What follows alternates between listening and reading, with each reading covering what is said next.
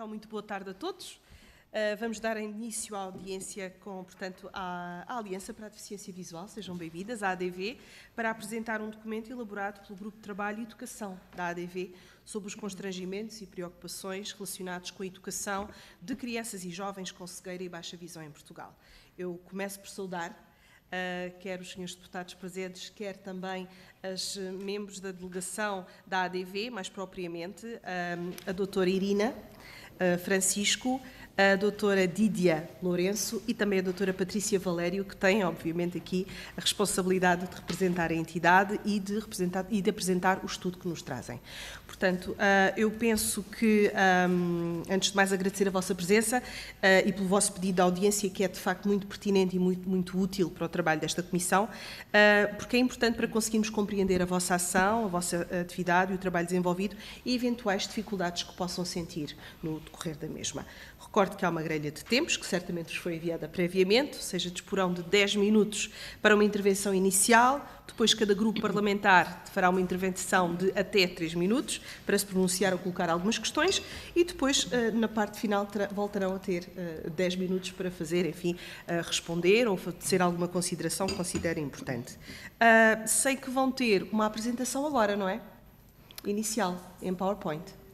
Um vídeo. Um vídeo, muito bem. Vídeo. Então, se calhar veríamos e depois passaremos a palavra para que as senhoras representantes possam usar a palavra. A literacia é um direito fundamental e um pilar da inclusão educativa. Para as crianças cegas, esse direito concretiza-se plenamente através do Braille. O Braille não é um recurso opcional. É um instrumento que garante o acesso à leitura, à escrita, ao currículo e à autonomia. A sua introdução precoce é determinante para o sucesso escolar e para a igualdade de oportunidades. Persistem fragilidades na resposta educativa às crianças com deficiência visual, particularmente na intervenção precoce, na formação especializada e na articulação entre serviços. Estas fragilidades exigem decisões claras e estruturais. É urgente garantir formação especializada às equipas locais de intervenção, com consultoria de profissionais experientes em deficiência visual. É igualmente necessário criar mecanismos eficazes de transição entre a intervenção precoce e as escolas públicas, assegurando o acesso a produtos de apoio desde os 3 anos, incluindo materiais de pré-Braille. A disponibilização atempada de manuais escolares em Braille constitui um elemento estruturante da inclusão educativa, assegurando a igualdade de acesso ao currículo desde o início do ano letivo. Torna-se essencial substituir o modelo de escolas de referência por centros de apoio à inclusão para a deficiência visual, com apoio técnico às escolas de proximidade. É fundamental reforçar a formação inicial e contínua dos docentes do Grupo 930 e garantir apoio técnico especializado aos alunos. Impõe-se ainda a criação de um banco público de produtos de apoio, o planeamento centralizado de manuais acessíveis e a regulamentação clara do funcionamento dos CRTIC, com articulação efetiva entre escolas e consulta às de baixa visão. Um sistema educativo verdadeiramente inclusivo exige planeamento, especialização e responsabilidade política. Investir no Braille é investir na igualdade de oportunidades e no futuro destas crianças.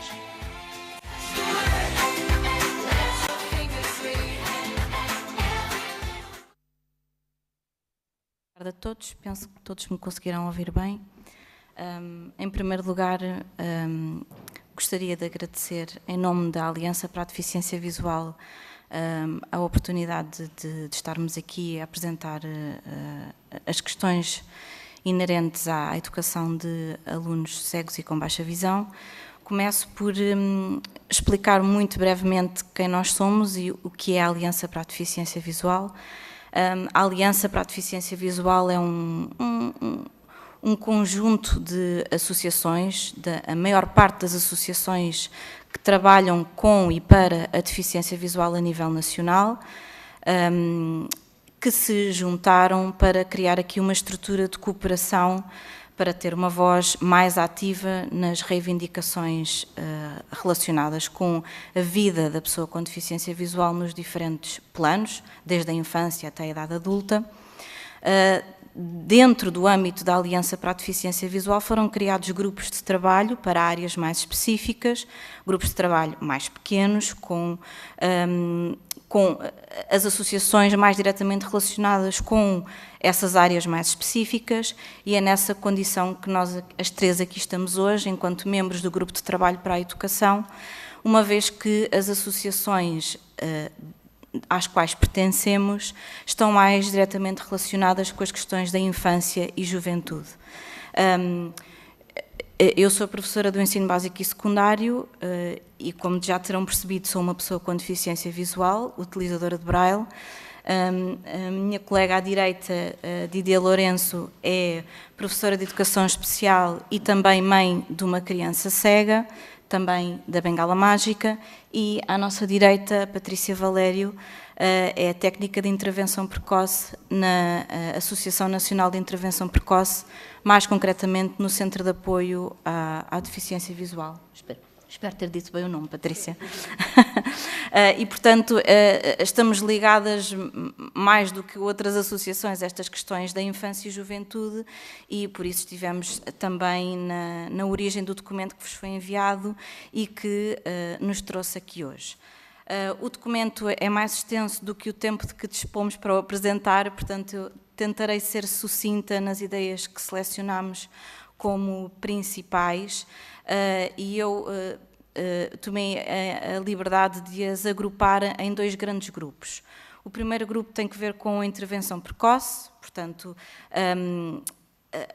as grandes preocupações que nos têm chegado, quer por parte de famílias, quer por parte de profissionais, das várias associações que compõem a Aliança para a Deficiência Visual, tem que ver com a falta de formação dos profissionais que trabalham nas equipas locais de intervenção, que dão apoio às famílias e às crianças na idade compreendida dos 0 aos 6 anos, que é aquela que está abrangida pela intervenção precoce, e, por outro lado, uma descontinuidade no trabalho que é feito com estas crianças quando elas entram para o ensino pré-escolar, uma vez que, integrando o ensino pré-escolar, a intervenção precoce, enfim, por falta de profissionais, deixa de acompanhar estas crianças e elas ficam a descoberto.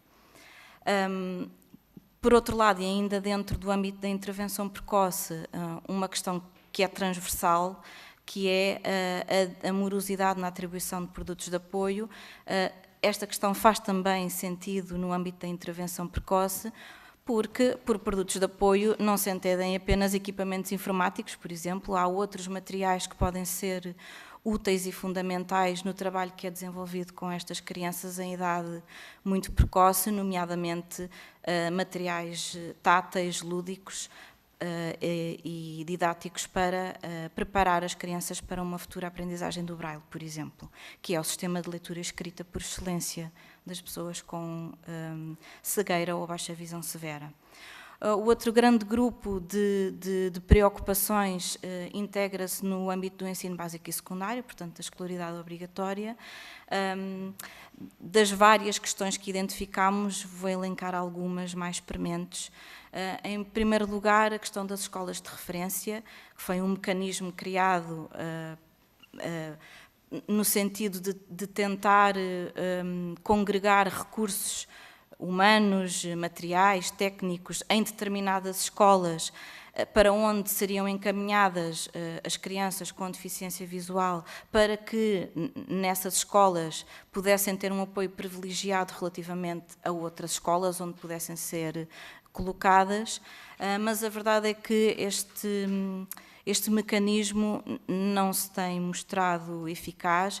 As famílias relatam muitas situações em que as crianças têm que percorrer muitos quilómetros para poderem estudar, no caso de serem encaminhadas para estas escolas e, portanto, serem desenraizadas das suas comunidades, das zonas onde vivem.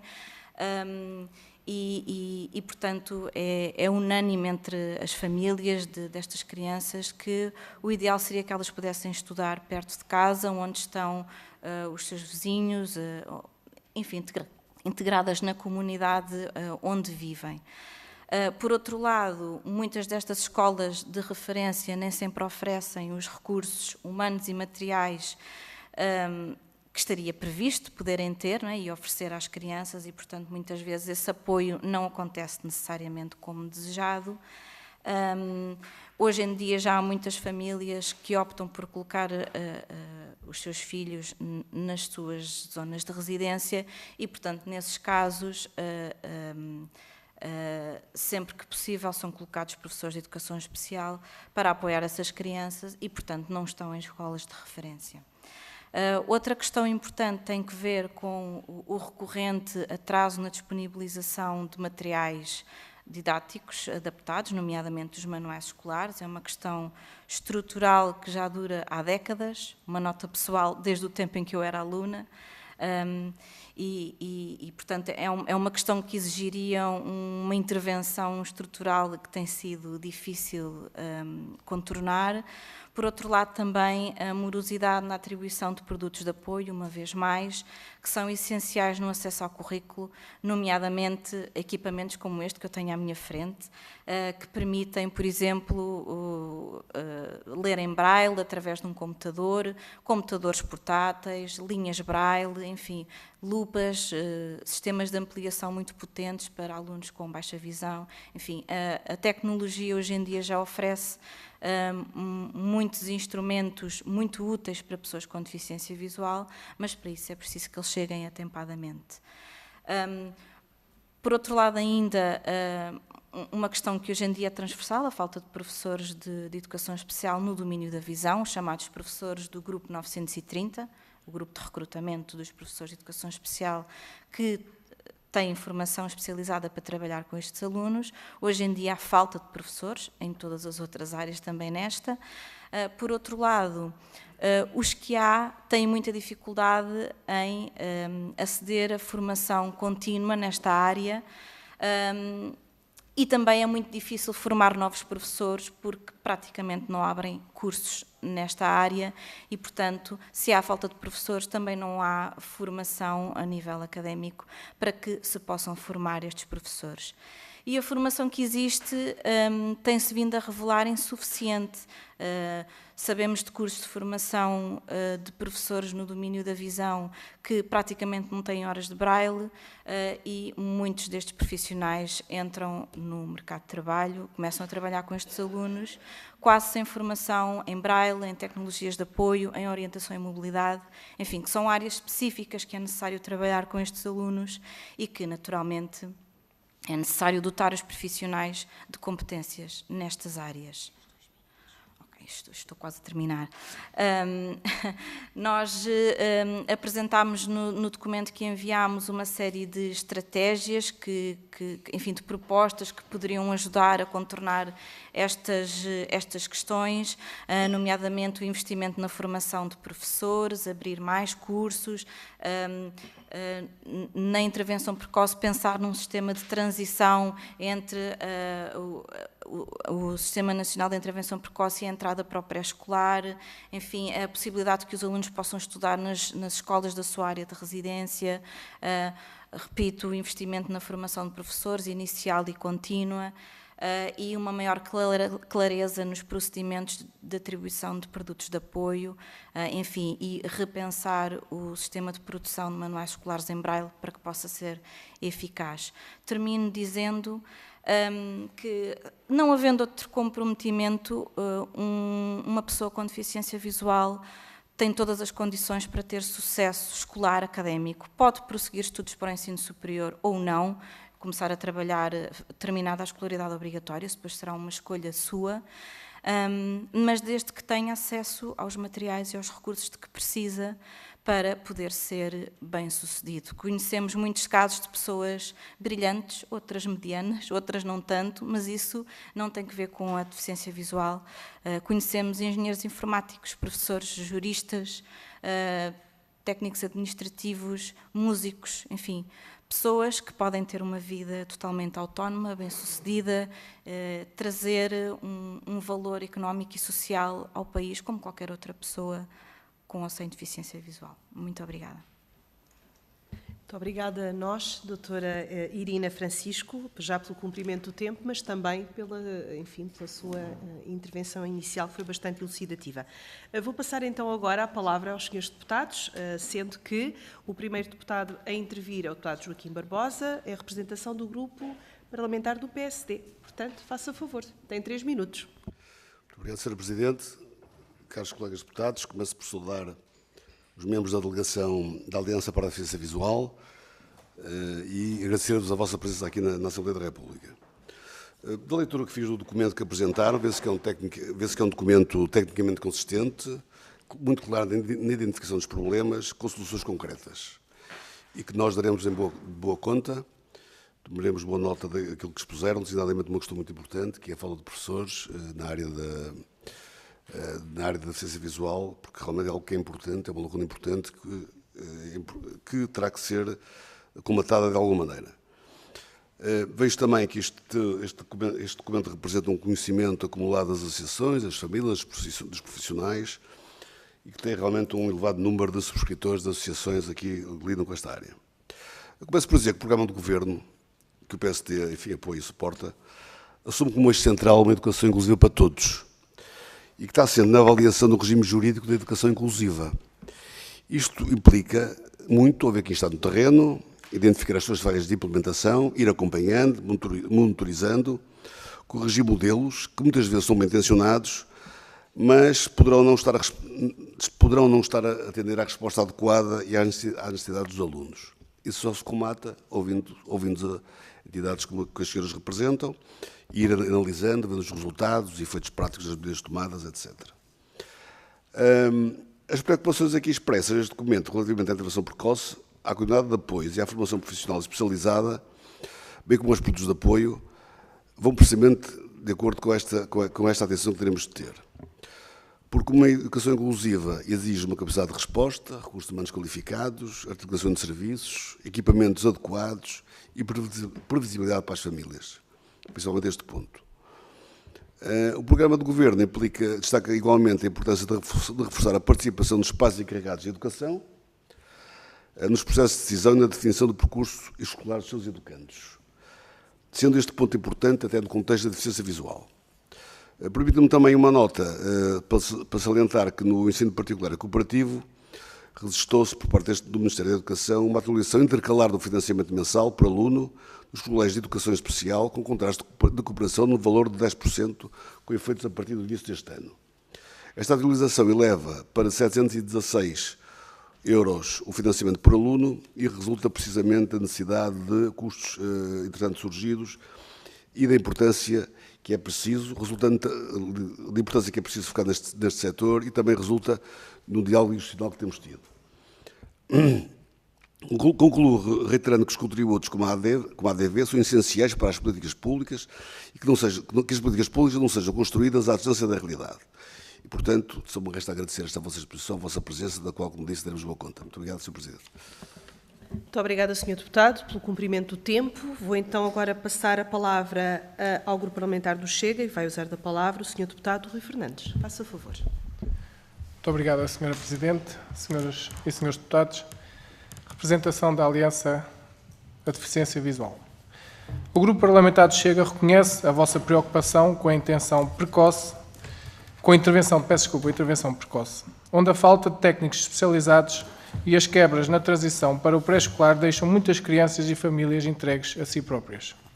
Percebemos também a crítica ao atual modelo das escolas de referência, que em muitos casos acaba por afastar os alunos das suas comunidades, em vez de levar os recursos até elas. Por esse motivo, o Chega tem apresentado iniciativas onde recomendamos ao Governo a adoção de medidas para a regularização dos vínculos laborais, atualmente precários, dos técnicos especializados, no reforço da contratação de técnicos especializados e o investimento de meios escolares e educativos com vista à redução da exclusão escolar precoce, visando combater aquilo que o Chega considera uma clara violação do direito à escola e ao ensino, sobretudo nas crianças portuguesas mais frágeis e, naturalmente, mais expostas a estes riscos. É aqui que entendemos que o atual sistema, apesar de bem intencionado no plano legal, não está a funcionar como o Governo promete. Há atrasos na atribuição de apoios financeiros, técnicos e humanos. A crítica que fazemos não é ideológica, é pragmática. Decorre da análise que temos vindo a fazer e denunciar acerca da utilidade e consequências das políticas e ações dos governos PS e PSD em matéria de ensino especial.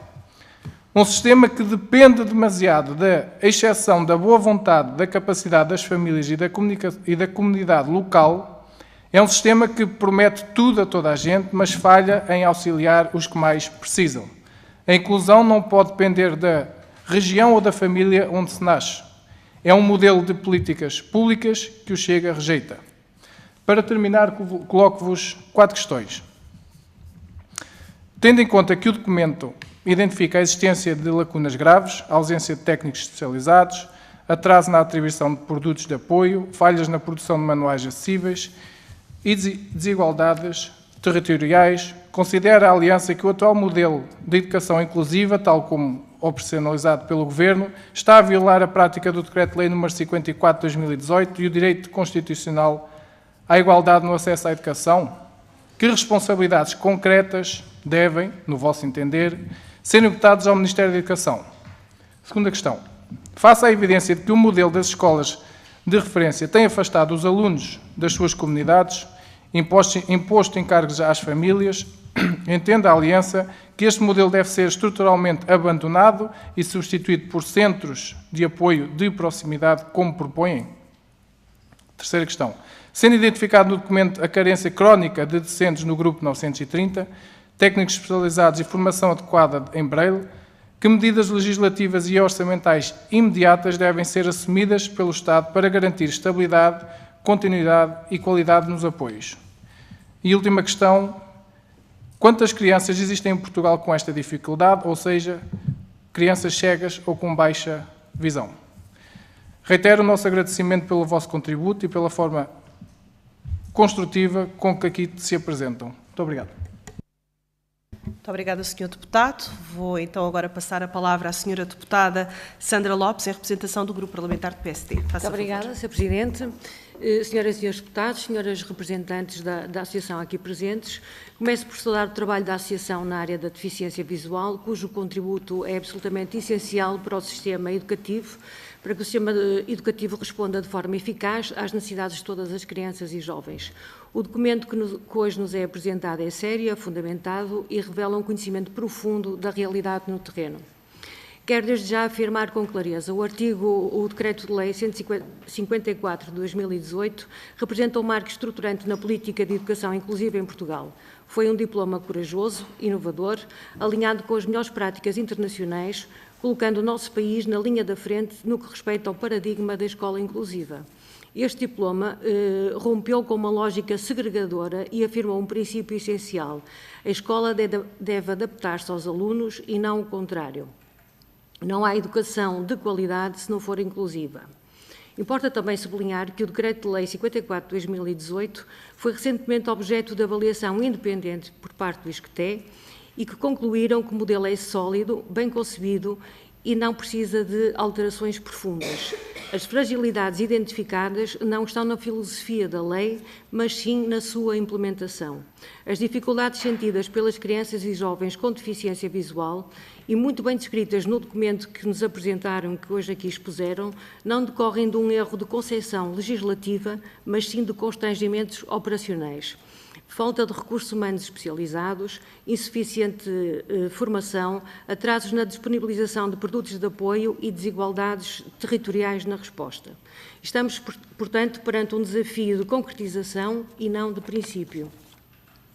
Neste sentido, parece-me particularmente relevante a reflexão que aqui é trazida sobre a necessidade de reforçar a articulação entre o sistema público de ensino e o conhecimento técnico altamente especializado que hoje existe nas associações da área da deficiência visual.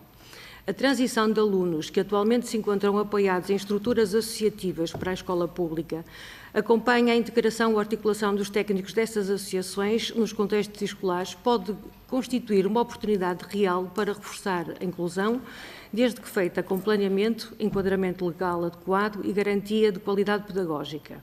O que não podemos permitir é a existência de duas realidades paralelas, uma escola no papel e uma na prática, sem meios suficientes para responder às necessidades dos alunos. Por isso, termino com uma questão que parece central e que deixo às entidades aqui presentes. Como entendem que este modelo de integração de alunos na escola pública, com apoio técnico especializado das associações, pode ser operacionalizado de forma eficaz, garantindo qualidade, continuidade e verdadeira inclusão? Muito obrigada. Muito obrigada, Sra. Deputada Sandra Lopes, que usou da palavra em nome do Grupo Parlamentar do Partido Socialista e, bem a tempo, passo a palavra à Sra. Deputada que vai usar da palavra em nome do Grupo Parlamentar da Iniciativa Liberal, a deputada Angelique da Teresa. Faça favor. Muito obrigada, Sra. Presidente. Peço desculpa por não ter estado aqui a ouvir os meus colegas, mas tive que me ausentar para ir ali a outra comissão que decorre. Relativamente à vossa exposição, que estive a ouvir atentamente e tinha lido a vossa exposição prévia, enfim, é um diagnóstico que é um bocadinho preocupante e que é transversal à escola no seu todo, não é? Falha equipamento, falham profissionais com a formação adequada. Também aqui há falta de professores, portanto, o diagnóstico é transversal. Não há aqui algo que diga o Ministério da Educação está a ter menos cuidado aqui em vez do restante ensino. É um diagnóstico transversal, é um mau diagnóstico, isto não deveria acontecer e, portanto, eu, muito mais do que aqui uma exposição política ou um posicionamento político, porque eu acho que é o razoável, não é?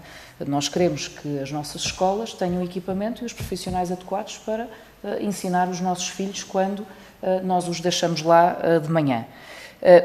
Aquilo que eu gostaria de perceber é porque nós temos as escolas de referência, tal como expuseram na vossa intervenção. Naturalmente que não pode haver escolas de referência à porta da casa de todas as pessoas e, portanto, coloca-se esta questão do distanciamento eventualmente para crianças e jovens que não morem junto dessas escolas, não estão contra a abordagem do ensino inclusivo na escola regular.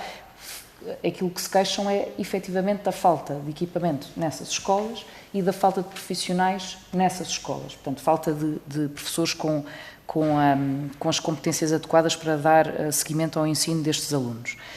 E aquilo que eu gostaria de saber é qual é, e naturalmente que têm sido muito interventivas nesta matéria, aquilo que eu gostaria de saber é que respostas é que vos é dada, se vos é dada alguma resposta relativamente à falta de material de apoio e porque é que a falta de material de apoio não chega a tempo e horas. Está relacionada com esta falta de diagnóstico precoce e, portanto, não há tempo suficiente para uma organização, ou seja, se o diagnóstico chegasse mais cedo, a resposta seria mais célere, porque aí é falta de gestão, não é? É incompetência na gestão. Ou a resposta que vos é dada é outra. Imagino que a resposta não tem nada a ver com a questão do diagnóstico que é facultado às escolas, é falta de recursos, falta de compra de equipamento feita a tempo e horas. Gostaria de saber se há um problema de falta de gestão efetiva, porque eu acho que isso é pôr as coisas a funcionar e é muito mais fácil de resolver, ou se é mais estrutural e há aqui falta de financiamento ou outra, porque nessa matéria, naturalmente, do que depender da iniciativa liberal, poderemos ajudar nem que seja com um projeto de resolução. Muito obrigada. Muito obrigada, Sra. Deputada Angelique da Teresa. Portanto, uma vez que não há mais grupos parlamentares presentes, dou então a palavra às representantes da ADV para uma intervenção final até 10 minutos. Pergunto quem vai fazer essa intervenção. Será então a senhora doutora Didia Lourenço, certo? Então faça o favor. Então, muito boa tarde, Sra. Presidente, senhores e senhoras deputados. Eu vou tentar responder a todas as questões, não especificando cada uma, e vou começar aqui pela última questão, que de algum modo também vai ajudar aqui a clarificar alguns outros temas que já foram expostos nas outras questões. Nós na Aliança, todas as estruturas que englobam a Aliança, estamos plenamente de acordo com o modelo de educação inclusiva e com o regime jurídico atual, portanto, sabemos que temos uma excelente legislação e sabemos que muitos dos problemas que aqui trazemos se prendem com a falta de uma operacionalização desta legislação da forma como mais correta. Muito também devido à falta de recursos humanos e não só. Relativamente às escolas de referência, que é um ponto que para nós é extremamente importante, porque há situações muito injustas de que temos conhecimento. O que nós pretendemos, nós sabemos que não pode haver uma escola de referência, aliás, nós acreditamos que tem que haver uma escola de referência em cada localidade, porque todas as escolas têm que ser de referência. Agora, a questão dos recursos humanos, dos professores, não é? Quando nós defendemos o modelo da criação de um centro de apoio à aprendizagem, é transformar estas escolas de referência, que normalmente são uma por cada distrito, nestes centros de apoio à deficiência visual. São escolas regulares, não é? Os professores estão afetos a estas escolas, mas em vez de serem as crianças a deslocarem-se às escolas onde eles estão, são os professores que se deslocam às escolas destas crianças. E isto, mesmo em termos económicos, nós acreditamos que seria mais rentável, porque atualmente são pagos os transportes, os táxis. Muitas vezes estas crianças vão de táxi para a escola, crianças de 4 anos, de 5 anos, mais pequenas até, não é, Patrícia? Vão de táxi para a escola e, portanto, provavelmente teria que se pagar a deslocação aos professores para poderem ir à escola onde está a criança, mas é um modelo que de facto vai respeitar aquilo que está expresso no regime jurídico da educação inclusiva, não é? E, portanto, este é o modelo em que nós acreditamos, o modelo em que cada escola se adapta às suas crianças, aos seus alunos, e não o contrário. Depois aqui, relativamente ao trabalho das associações, as associações atualmente, como sabem, dão uma resposta efetiva a muitos problemas que estruturas do Ministério da Educação não conseguem responder. E, portanto, nós, muitas vezes de forma até muito amadora, porque as associações funcionam com muito voluntariado e com algumas delas sem recursos que não sejam os recursos dos seus próprios associados, mas tentamos promover a especificidade, o apoio específico de resposta tanto a estas crianças como às famílias, porque é muito importante aqui reforçar, e isto é do campo da intervenção precoce, que quando é diagnosticado ou quando nasce uma criança com deficiência visual, também nasce uma família de uma criança com deficiência visual e ninguém está preparado para esta realidade, não é? Portanto, os pais, a família tem que aprender e precisa de profissionais capacitados para poder dar esta resposta. E, de facto, nas estruturas educativas, estes profissionais não existem. As associações poderiam ter aqui protocolos, parcerias com o Ministério para poderem disponibilizar este conhecimento que têm e que muitas vezes é um conhecimento até muito experiencial, não é? Porque nas próprias associações existem pessoas, quer pais, quer pessoas com deficiência visual, que poderiam dar, e com formação superior, que poderiam dar este apoio. Relativamente à falta de professores, é uma realidade de facto transversal. Na área da deficiência visual temos aqui um problema ainda mais grave, porque com o Decreto-Lei 54 de 2018, considerou-se que o professor de educação especial tem que dar apoio a uma vastíssima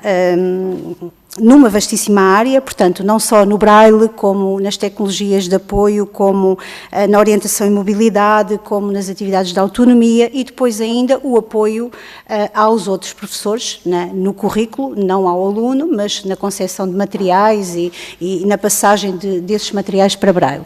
E, portanto, é humanamente impossível os professores fazerem todo este trabalho. Ora, nas escolas os professores dão o apoio ao nível do braille, o apoio curricular também, mas depois falham as outras áreas de orientação e mobilidade, das tecnologias de apoio, e, portanto, seria muito importante aqui repensar este modelo com a contratação de técnicos especializados para poder colaborar com os professores nestas áreas mais específicas. Portanto, técnicos de orientação e mobilidade, técnicos de informática, que pudessem também estar alocados, digamos assim, nos tais centros de apoio à deficiência visual, que são as atuais escolas de referência e que iriam às escolas onde estão os alunos que necessitam destes apoios. E, portanto, eu penso que estes são aqui os pontos centrais. Depois há aqui outras questões. Nós não temos uma resposta para a pergunta quantas crianças existem com deficiência visual e com baixa visão. É uma área que é tão pouco estudada, não é? Que nem este número há. Nós temos alguma ideia, não é? Porque vamos percebendo pelas realidades das associações e até dos conhecimentos que vamos tendo mais informalmente, mas não temos este número e achamos que seria extremamente importante tê-lo. Sim, e há muitas crianças destas que não estão sinalizadas, exatamente, porque há crianças com baixa visão que estão nas escolas e escolas que não têm apoios e, portanto, acabam por nem sequer ser sinalizadas para o Ministério da Educação com esta especificidade. Eu gostava, se calhar... Estava só aqui a complementar que nem são acompanhadas também nas consultas de baixa visão, que no fundo também são estas consultas que acabam por articular com a educação na sinalização e na referenciação destas crianças, não é?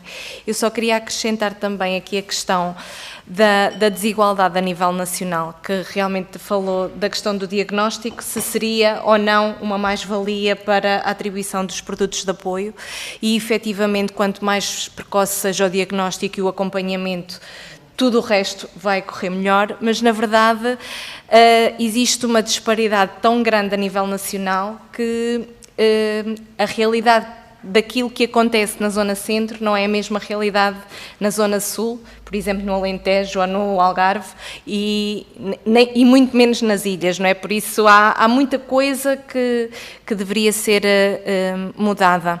Em relação à intervenção precoce, existem efetivamente alguns recursos que dão esse apoio, não é?